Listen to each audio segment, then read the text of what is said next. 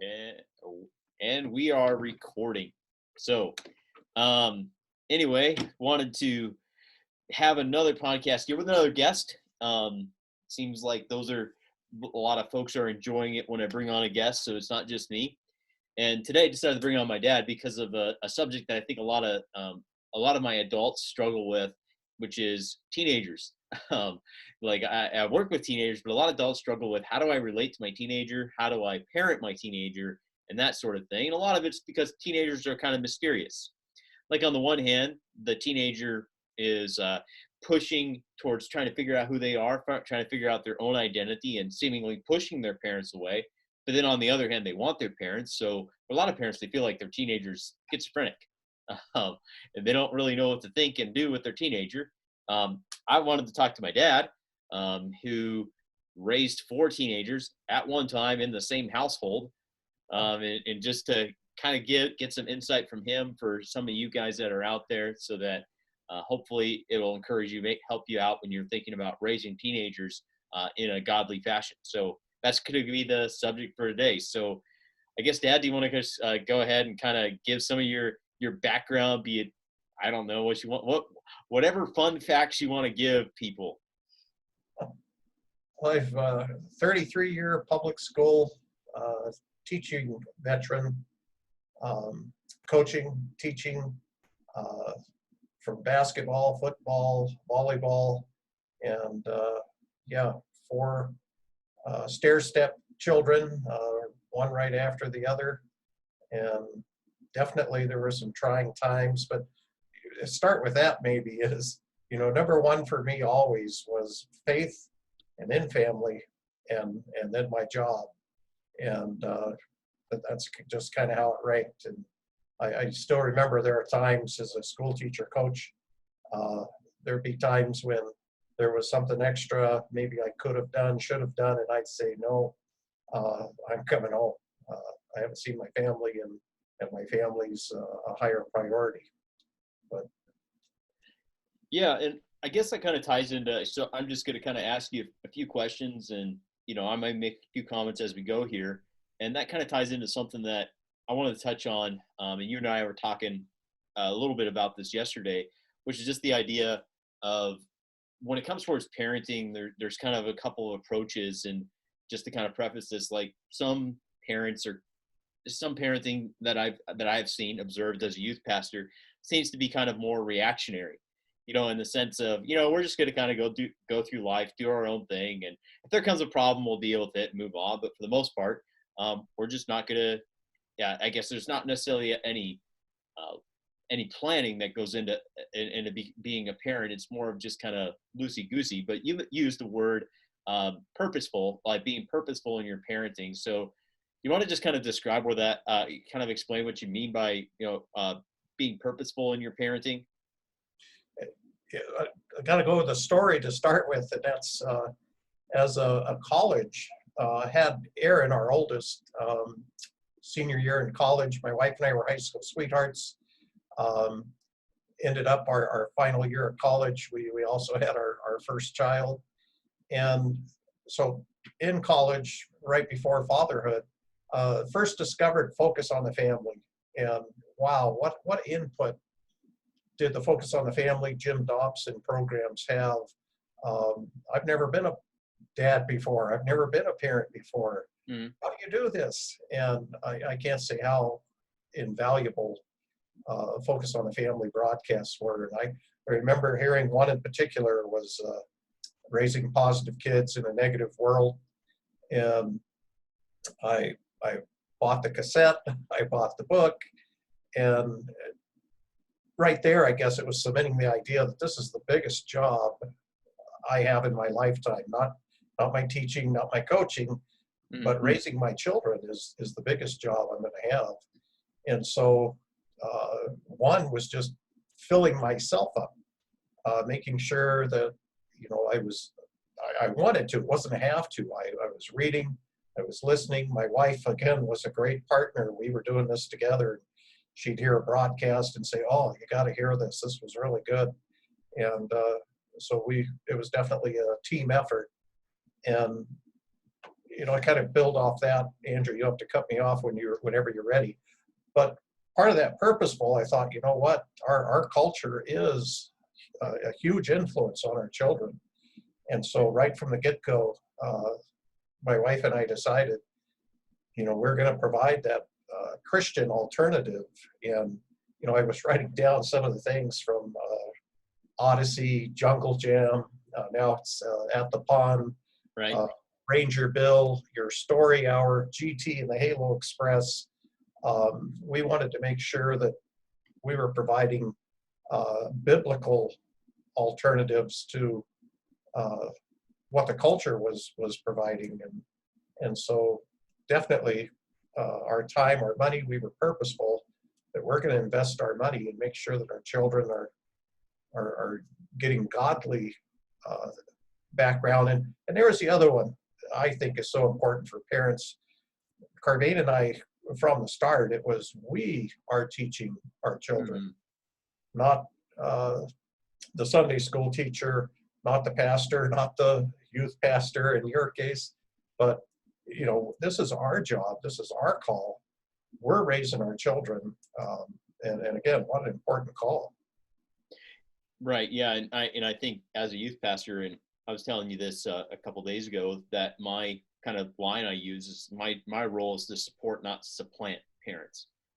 It's I can never take the place of what parents do in the home. And so my role is to support the parents in the spiritual journey of their teenager, but I can never take their place. And that's, it's one of the things I try to repeat, just because it is, I think it's important to make that point, which I do want to kind of touch on, encouraging spiritual matters for your teen, or just for your children in general. We could go that way for your children in general. And one of the things I remember that we did a lot, and you mentioned Keys for Kids, which is that whole idea of family devotions.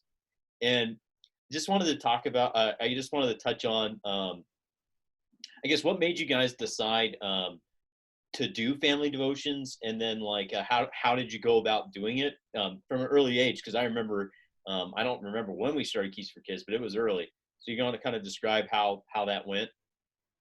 And again, I wish I could claim credit that I came up with these ideas, but Yeah. there's where, again, motivational speakers and a focus on a family, Jim Dobson, people talking about families no longer gather around the dinner table.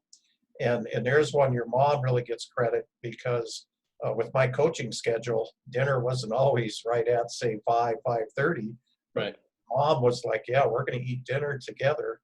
And again, be it books, be it broadcasts, of just how important that family time around the dinner table is. And, just naturally, not forced sometimes, if the day comes out, and what happened and who did what, and just a good time. Maybe even you could say to debrief sometimes. Oh, this happened, really? And they did this? Well, what do you think? Was that the right thing to do? Yeah. And so family devotionals, again, I wish, I hearing all these different things. And your Story Hour, I think, was producer at Keys for Kids. So got that sample first one, and I liked it.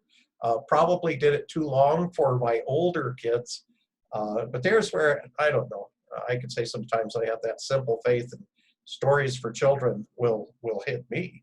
And I love the Keys for Kids. I was learning, just, hey, that's a good principle. Hey, that's a good story. So, just the stress that, that's important. And I guess even your friends encouraged us, because I still remember a couple friends coming to our house one time, and it was just natural. It was normal. After dinner, we do our family devotional. And one of the friends said, wow, you guys open your Bible when it's not Sunday? And they were just, which actually encouraged us. Well, yeah, I mean, this is what we want to do. We want to worship our God 24/7, not just Sunday, not just Wednesday night. And that statement, I mean, really was encouraging to me, that, wow, you know what, he's reinforcing what we should be doing and what we are doing. Yeah, and I think that kind of set the stage for later on because it changed when we were teenagers. Because we ended up in sports and doing all sorts of things, and I know that consistent family dinner was less consistent. So I know it changed when we were teenagers. We still tried to make it a point. I think what we ended up doing as teenagers, and you correct me when I'm wrong, if I'm wrong about this, is we kind of picked a couple nights a week where we'd all be home. Because I remember pizza movie night or something like that, just so that we would have that family time together because we were, because I would be in JV sports and practicing at 8 to 9 p.m. and Aaron would be in, my older brother would be doing other sports at a different time, and my younger brother's in junior high football so it was like we all had these different schedules. So I know when we were teenagers, that family time looked different. So is there anything I'm forgetting on kind of how it looked different when we were teens? No, and actually, I want to go back to, again, life is going to get hectic. Yeah. I oftentimes I'd be trying to coach what sport you guys were in, but sometimes I would be in the opposite, or the sports season changed for Montana. I ended up in volleyball when you guys were playing football. So I guess for me, what was so important, because it wasn't as consistent because of scheduling, just pure logistics when you were teenagers, but we had laid that foundation, and how important it is that, from the get-go, you're laying that foundation. And now when your young kids are teens, they've got that solid foundation. I mean, so that was helpful that you guys were doing your own devotions. It wasn't always so much the family, but now people are doing their own. And I guess the other one I could say there is the bedtime routine.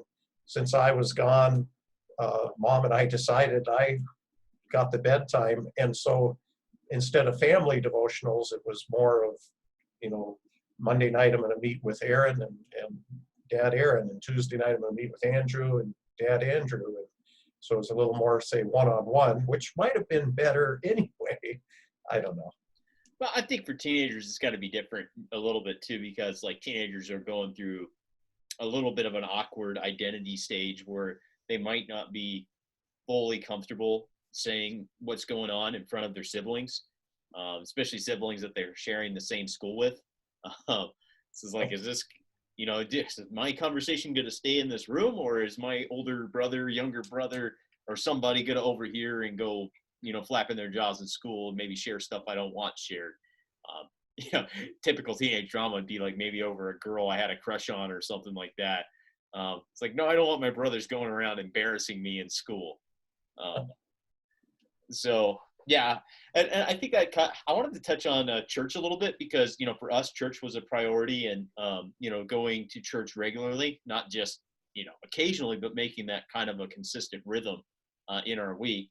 So I just wanted to kind of touch on like how did you kind of, I guess it was just kind of the ritual, but how did you kind of encourage church attendance, church participation, like in us? Because I know I just remember going all the time, and how did you just kind of encourage us to go about that consistency? And then there again, I'm going to say, laying that foundation from the get-go. Sundays we were going to church. That's when you were 3 years old, when you were 5 years old, when you were 8, you just knew on Sunday we were going to church. And I really don't remember fighting you guys a whole lot on it. And I think part of it was just, yeah, duh, it's Sunday, we're going to church. Right. And there's where too I think we can talk about as parents and your parents listening. It wasn't so much the have to, it was a want to, even for me and as an adult, wanting to go in fellowship, wanting to learn, a hunger for righteousness, I guess. And so, yeah, I mean, I was very involved in different points in elder or chief elder. And so definitely, Dad was involved, Dad was wanting to go. And I know every Sunday, you guys didn't necessarily want to, but again, I don't remember having the big fights. Yeah, and part of it, like I think, was from the get-go. Duh, we're going. Yeah, and I think I do remember a couple times where you were trying to encourage us to not just be passive participants, but engaged. And by that, like, I remember you signing us up as a family to do various service things in the church that maybe I didn't want to do as a teenager or as a, I don't know, middle schooler or even in grade school, things that I should be doing to serve the church. But I remember you signing up and complaining about it. But at the end of the day, I think it was a good model, you know, to kind of get that extra kick in the pants to get involved. Even though I might not have wanted to do it, being a teenager, like, hey, my one day off of school, I don't want to be in the church cleaning. So I guess that kind of motivation to serve is just to realize that you know, we're not just to be consumers, because I think that's one of the things that we see a lot is, you know, just the idea that the church is always there to serve my needs, and I think you're trying to help us realize this. Maybe this is part of it. Help us realize as teenagers, we're not always supposed to go in there as consumers to the church, but actually try to give and to serve others. So you kind of had to encourage that, because I don't think that did not come naturally to teenagers.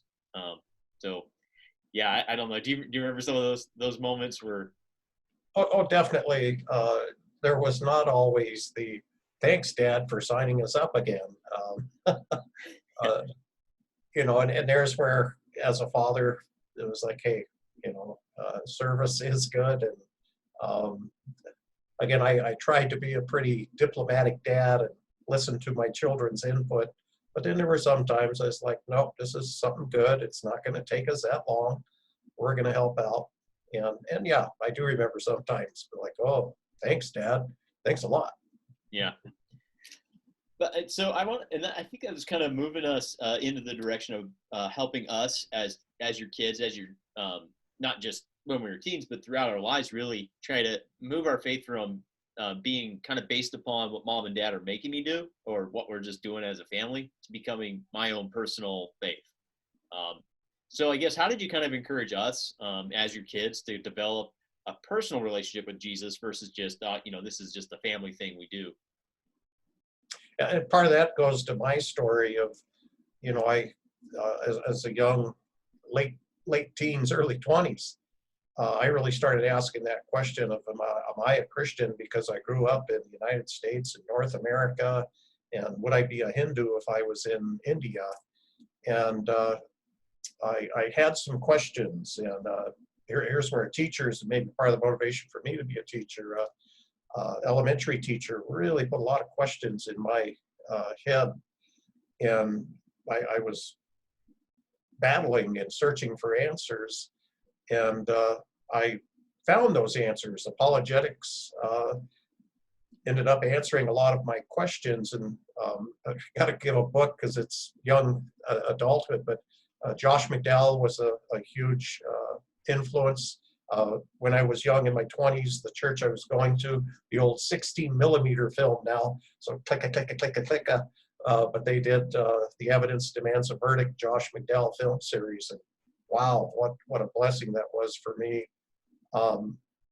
And around that time, he wrote a book called Don't Check Your Brains at the Door, and how as Christians, we don't just blindly believe, but there are reasons for our belief. And so I was really pushing that from firsthand experience. I don't want you guys to believe because Dad believes. I want you to believe because you know the truth. It is the truth. And that's another one, as I encouraged you guys, children, I asked questions. Even in later in life, I was asking questions. It's okay to ask questions. That doesn't make you a bad Christian. Be honest with them. And I encouraged you guys to ask if you had doubts or were skeptic. And, that's okay. There's a green light there. You can talk to me about whatever you want to. Right. And so, yeah, I pushed that right away of, nope, I don't want you to be a Christian because Dad is. I want you to be a Christian because you believe it's true, because of your own personal faith, not you're a Christian because of Dad's faith. Right. Yeah, and I think one of the other things that you did too, and you and Mom were doing this, is like trying to connect our, I guess for lack of a better term, hobbies, recreational interest with our faith. So do you want to kind of tell talk a little bit about that, like how you were connecting those two to kind of help us like personalize it even more. Like for myself, I remember you guys sending me off to wilderness backpacking school because that's what I love to do. So, and there's where, again, as parents, I think, put your money where your mouth is. And, we ended up sending Aaron to New York for Masterworks Festival because he loved music. And so, that's what I'd encourage parents to do is, what is your child love, be it from skateboarding to backpacking to music or whatever. And then can I link that with a good Christian background? So for Aaron, Christian Masterworks Festival and his French horn. For you, outdoors, backpacking, and Yellowstone Bible Camp. For Adam, for Abby, Fellowship Christian Athletes. And what is your passion? What's your interest? And then can I link that to faith? And then am I willing to spend some extra dollars to try to make this happen? Because in Montana anyway, you're going to be traveling distance, and there's going to be some money involved. And yeah. Aaron's case, buying a plane ticket to the state of New York. Yeah. So I kind of want to change the subject a little bit, which is about discipline. Because one of the things is like, well, no teenager is perfect. At least as far as I'm aware, no teenager is perfect, and we will. Teenagers make mistakes and they sin. But I do want to, I wanted to make that distinction between mistakes and sin. For example, there can just be a bad decision, but that's not necessarily sinful. It's just kind of foolish. For example, buying a beat up car or something like that. Or, maybe wanting to spend extra money on a pair of sneakers that's going to wear out in 6 months. So I guess, how did you kind of deal with us when we were, I know you were trying to let us make some decisions as teenagers, but when we were just kind of making errors of judgment and wisdom, so how did you kind of handle those mistakes that we were making as teenagers? Again, I'm going to say it goes all the way back to building a relationship with your child from the get-go. And again, as Josh McDowell used to go around saying, rules without relationships are going to lead to failure. And so, having a relationship with your child. And the funny one we snicker about is I wanted a relationship with my children where if they screwed up, bad decision, sinful, whatever, I used to say, hey, if you guys snorted cocaine, I want you to be able to come home and say, Dad, I made a really dumb decision today. And everybody laughed. Dad, really? I'm not going to do that. But the point was, I want you to be able to talk to me about anything. And there's the other one too, of me not responding in anger and veins popping out of my neck, but a serious conversation. And I think and hope that is kind of what happened, is there was a degree of comfortable feeling from you guys that, I can talk to Dad about anything. He is going to listen. And yeah, there's rules with consequences, but he is going to listen to me. And I guess there too, don't strike your child in anger. And so now, as you're older, you're not going to get the belt and spoil the rod, spoil the child, spare the rod.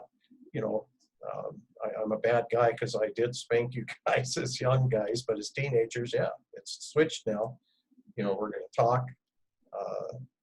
Dad's going to listen. And yeah, there are rules with consequences, but hopefully Dad's a reasonable guy. He's going to listen to what happened.